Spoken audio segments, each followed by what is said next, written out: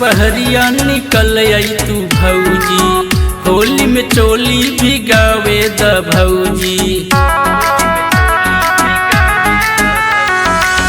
घर से बहरिया निकल आई तू भौजी, होली में चोली भी गावे द भौजी। चोलिया पे रंगवा लगावे द काल जा गईलू भौजी, गलिया पे रंगवा लगावे द काल जा गईलू भौजी।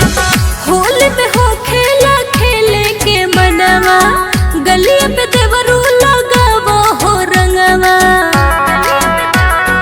ए देवर सुनी, होली में हो खेला खेले के मनवा, गलिया पे देवरू लगावो हो रंगवा। कस के हम डालब रंगनावा हो, तू जड़ा जाइबो देवरू। कस के हम डालब रंगनावा हो, तू जड़ा जाइबो देवरू।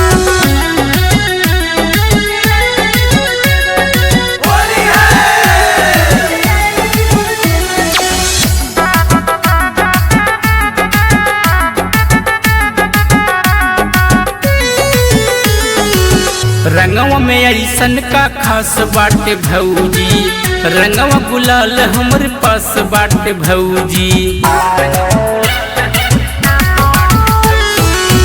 रंगवा में ऐसन का खास बाटे भौजी, रंगवा गुलाल हमरे पास बाटे भौजी।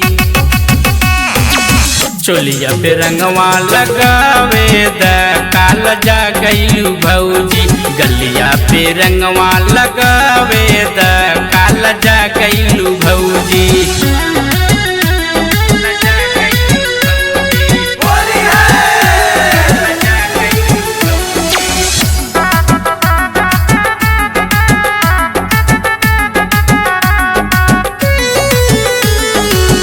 होली में मनवा करेला हो देवरू, रस रस डली हो रंगनमा हो देवरू।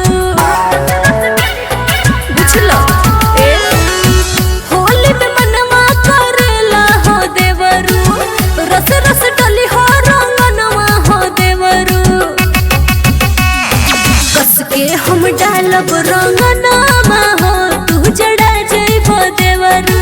कस के हम डालब रंगनामा हो, तू जड़ा जाइबो देवरू। का हो बुझलो कि ना?